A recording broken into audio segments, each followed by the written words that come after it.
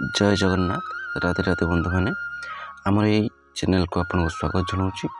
जदि यही वीडियो आग को देखा चाहते तो आमर ये चैनल को सब्सक्राइब करेंगे और बेल आइकन को प्रेस कर दिंतु जहाद्वारा आमर आग को आसुवा वीडियो सब नोटिफिकेशन आपन पाइपर।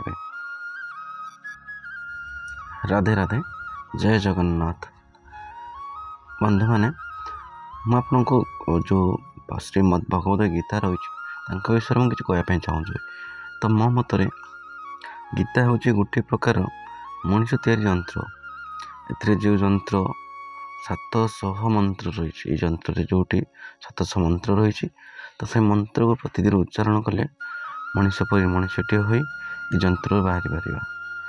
ए कौन सन्देह ना ये यंत्रटीर सृष्टिकर्ता होती स्वयं जोगेश्वर श्रीकृष्ण। जो श्रीकृष्ण को किसी लोग अल्लाह बोली कहते, किसी लोग जीशु कृष्ण बोली कहते, किसी लोग गुरु बोली कहते और किसी लोग भगवान बोली कहते। जहाँकर अलौकिक शक्ति द्वारा से असंभव को संभव करते, जे कि 6 दिन होता बेले पुतना राक्षस को बध करते और 5 वर्ष बयस कालिंद्य ह्रदे पशि कालियनाग को गर्भ को खंडन करते।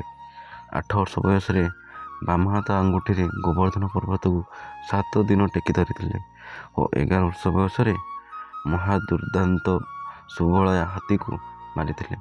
कंसर रंगसभा बसी शिवधनु को भांगी एवं कंस को बध करते। एपरी एक महान शक्तिर अधिकारी मुखर यही गीता यंत्रटी बाहर जो यंत्र को सारा पृथ्वीर मानव समाज को ज्ञान लोक प्रदान कला और समस्त को शेष गोटे कथा कहला, सर्वधर्मान परित्यज्य मामेकं शरणं व्रज अहं त्वा सर्व पापेभ्यो मोक्षयिष्यामि मा शुच। ये गोटे कथा को सारा पृथ्वी सबू धर्मावलंबी लोक मैंने बिना द्वंद्वे मानिगले। तेणु यही सब धर्मशास्त्र सार कथा तो रही गीतार। यही भारतवर्ष जिते बड़े जिते महान धर्मगुरु जन्मग्रहण करते और बर्तमान अच्छा समस्त गीता को भगवान अमूल्य दान बोली स्वीकार करते। तेणु गीतार शेष 3टी श्लोक कहुई जे गीता को गीता प्रेमी मान को कहे से मते ही प्राप्त हुए, ए कौन सन्देह ना।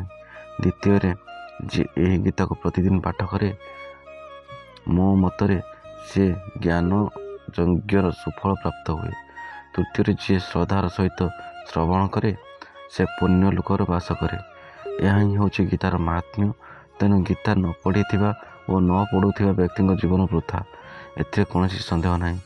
महात्मा गांधी मतरे गीता हूँ खाद्य और स्वामी विवेकानंद मतरे गीता हूँ जीवन। महान विद्वान सर्वपल्ली राधाकृष्ण मतरे गीता हूँ गुरु।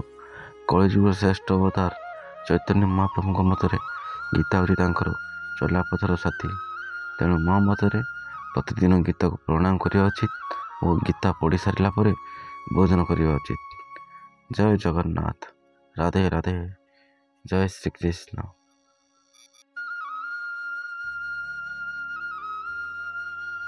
तो बंधु मैंने आज वीडियो जदि आपको भल लगी तो लाइक करेंगे, शेयर करेंगे और आपंकर मतामत कमेंट मध्य जनइबे। रोची धन्यवाद। जय जगन्नाथ।